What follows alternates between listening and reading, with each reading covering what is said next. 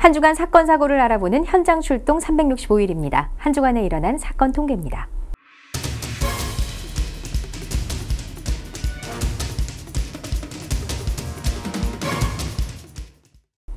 바다 위의 선박 화재, 예방이 가장 중요합니다. 지난 30일 오전 10시 30분쯤 부산 서구 암남동 감천항 부두에서 정박 중이던 선박에 화재가 났는데요.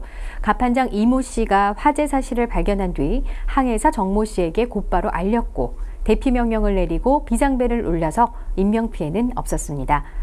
이 사고는 1시간 40여 분 만에 진화됐고 1,500여만 원의 재산 피해가 났습니다. 소방당국은 정확한 화재 원인 판정을 위해서 합동 감식을 계획하고 있습니다.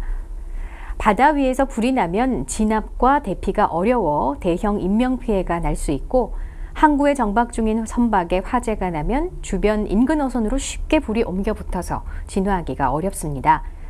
선박 화재를 예방하기 위해서는 선박 내 전열기는 화기물질과 일정 거리를 유지하고 전열기를 사용하지 않을 때는 반드시 전원 플러그를 뽑아둬야 하는데요.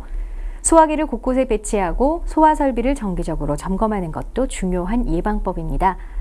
이 밖에도 주기적으로 방화 훈련을 실시하고 흡연 장소도 엄격하게 분리 지정하는 것이 좋습니다. 추돌 사고 후 여러분은 어떤 행동을 가장 먼저 하게 될까요?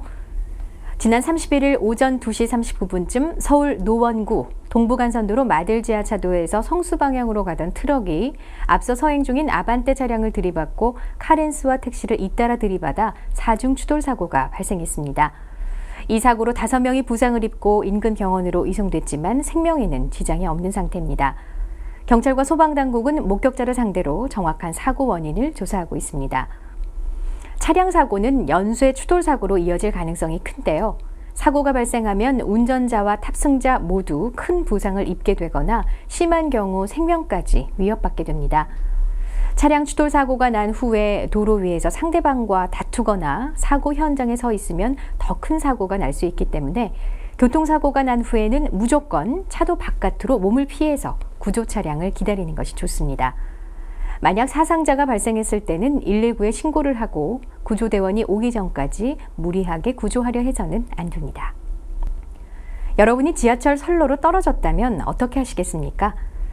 지난 1일 오전 10시 30분쯤 신길역에서 투신 사고가 있었습니다. 유모 씨는 용산에서 동인천 방향으로 가는 급행열차가 진입하는 순간 선로에 뛰어내렸는데요.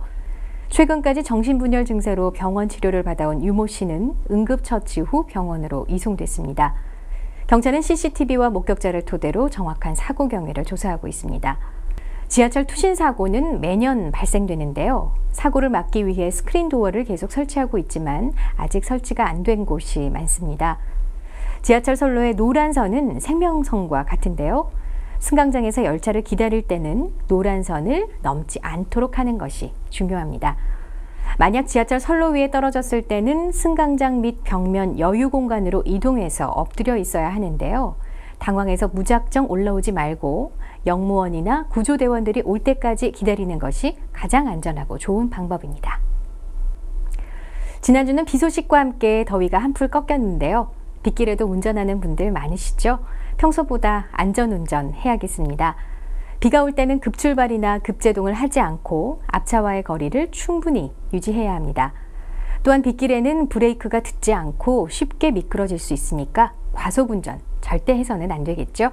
그럼 이번 한 주도 안전하고 건강하게 보내세요. 현장 출동 365일 여기서 마치겠습니다.